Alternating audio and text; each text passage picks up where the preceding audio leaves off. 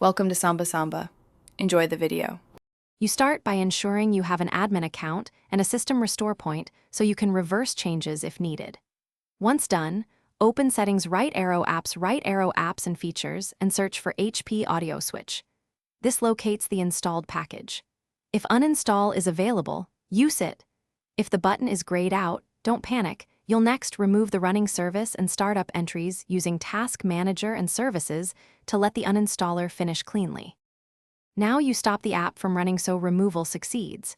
In Task Manager, find and end HP Audio Switch processes and disable any startup entry. This prevents auto-relaunch.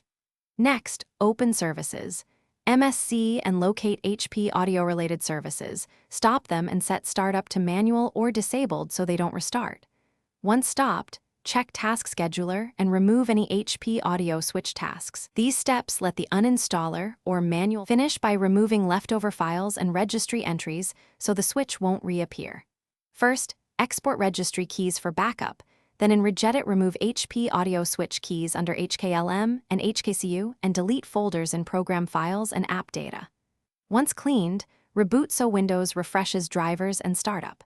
If audio breaks, reinstall the audio driver from the device manufacturer.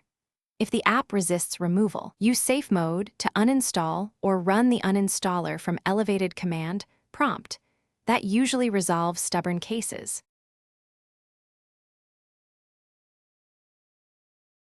Thanks for watching. Consider subscribing if we helped you.